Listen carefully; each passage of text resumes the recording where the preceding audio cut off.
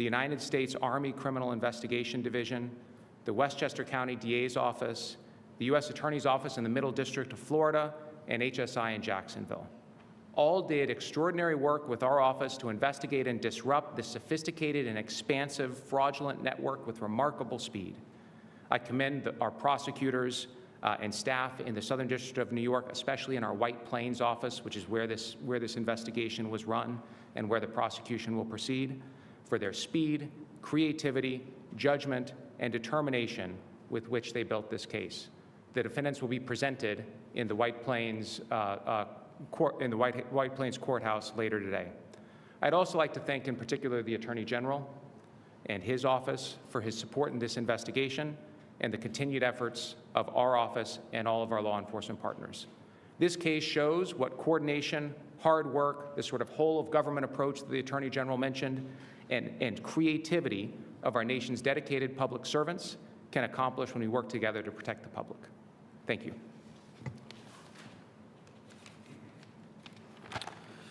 Good afternoon. I'm Matthew Milholm, the Deputy for Homeland Security Investigations. Today's announcement demonstrates the strength and the purpose of Homeland Security Task Force, bringing together federal, state, and local partners to identify, investigate, and disrupt complex transnational criminal networks that cross jurisdictions and exploit lawful systems for profit. I want to thank the Department of Justice, the United States Attorney's Office in the Southern District of New York, and our federal, our state, and our local partners whose outstanding work brought this case to this important milestone. Today, we're recognizing the results of a broad, coordinated investigation led by HSI Hudson Valley, New York, into an alleged nationwide and international marriage fraud network. The indictment unsealed today charges 11 individuals with participating in a conspiracy involving sham marriages, false filings, and also fraudulent documentation intended to unlawfully obtain government benefits. The alleged scheme operated for more than a decade and involved countless sham marriages, and it generated tens of millions of dollars in illicit proceeds. The investigation focused on a network that arranged sham marriages between foreign nationals and United States citizens. These crimes were not only taking place in New York, they reached across multiple states as well as overseas. The case highlights the type of complex, organized fraud that HSI is uniquely positioned to investigate. Marriage fraud is not simply a paperwork issue.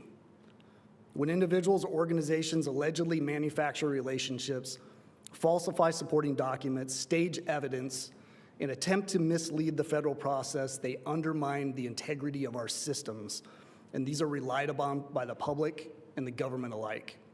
From the earliest stages of this investigation, HSI Hudson Valley special agents followed the evidence across criminal, financial, and administrative lanes.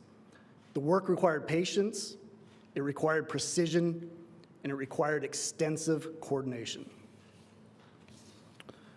Through the Homeland Security Task Force, investigators were able to seamlessly share critical information, connect leads across jurisdictions, and mobilize the full strength of our collective capabilities when and where they were needed most.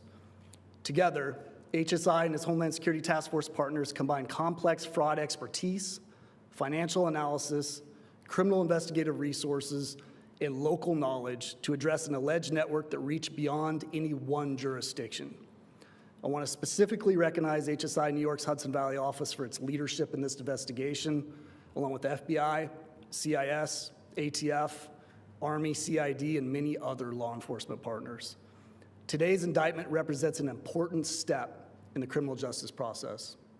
HSI will continue to investigate organizations that seek to profit from fraud, deception, and the exploitation of lawful government processes. We will do so professionally, meticulously, and in close partnership with prosecutors and law enforcement agencies at every level of the U.S. government. I want to thank the special agents of HSI, our task force officers, analysts, prosecutors, and every partner agency that contributed to this investigation. Their work reflects the best of coordinated law enforcement in the United States. Thank you. Thank you. All right, thanks everybody. We'll take a couple of questions. David? Is there any evidence that these people wanted to come to the United States to spy for espionage aspect to this? Not as alleged in the indictment, no. I mean, I think that as the U.S. Attorney mentioned, this investigation, as you would expect, given the numbers and what we described today, is not over. So if there's more to come in that space or anywhere else, you'll hear about it, but not as alleged in the indictment. Separately, if I could ask you, on the Anthony Fauci contempt referral, is there any update on that? Is your office closer to coming forward with any decision on that? Well, no, I don't have an update. As you guys know, when the Department of Justice receives a referral from Congress, there's a process. There's a process of how we take it in and how we investigate it. But any update that I would expect to come from this department would be if there's ultimately a decision made, and that certainly won't be anytime soon. In the reflecting pool case, Stacey Hearn? What about the reflecting? White House has asked you guys to come forward and look at potential misdemeanor. Is there any update on where you guys are with that? I don't know what you mean by the White House has asked us to do that, but no, I don't have an update on that. I think there's been a lot of comments and source-based comments about what, if anything's happening with that case. The judge ruled in that case, or we're waiting for the ruling, and I don't have an update, no. We learned that the Justice Department has unsealed a case against the former chief financial officer of the Southern Poverty Law Center. Can you please speak a little bit about what you've learned as part of that investigation and if we should expect more charges? So yes, today, my understanding is today there was an arrest made, and there is a new indictment that includes the former CFO of SPLC. I don't have any comments about whether, we've said from the beginning, everybody, not just me, but anybody who's talked about this case, like virtually every criminal case, the fact that an indictment is returned doesn't end the investigation. It's just part of the investigation in most cases, which is certainly true in this case. I think as alleged in the indictment, this individual participated in the scheme as alleged. I believe she was part of the effort to open bank accounts in completely fictitious companies' names and make payments to individuals for reasons that were not that were not accurate as described. But I don't have. I think the indictment was unsealed this morning. I believe it was unsealed this morning. I think the arrest was this morning. I don't have anything to say beyond that, except to say that this is exactly what we said would happen in a case like this, which is that our investigators and the U.S. attorneys and the agents working the case can keep on working it even after the initial indictment. Thank you. Question about yesterday, President Trump said that he's exploring federal options against New York City's second home tax. Is the DOJ exploring legal options to counter that tax right now? I don't have any comment about what we're doing to explore legal options with respect to that tax. I think that's a combination of the Department of Justice and potentially other agencies that would look into what to do. The President's spoken publicly about his views of it, and the Department of Justice has filed civil lawsuits against cities all over the country where appropriate, but we haven't filed a lawsuit yet, and I'm not going to comment on what we're doing around that. Yes. I have a question about a different kind of fraud. Thank you so much. Oh, thank you. The Justice Department's been investing a lot of resources in combating fraud on taxpayer programs, in addition to cases that target beneficiaries and providers who file fraudulent claims. Can we expect to see the Justice Department pursue state officials who have been aware of extensive fraud but have failed to stop it?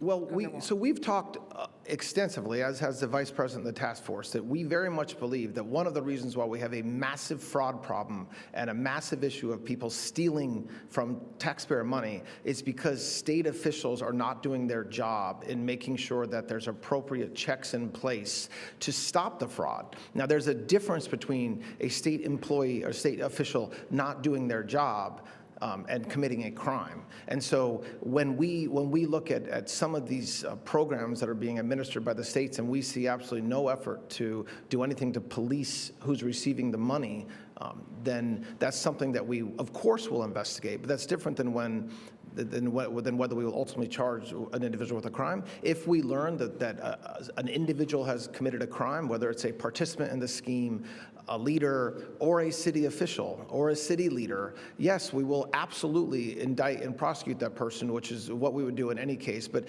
I do think that, as the Vice President has talked about repeatedly, one of the wake-up calls we hope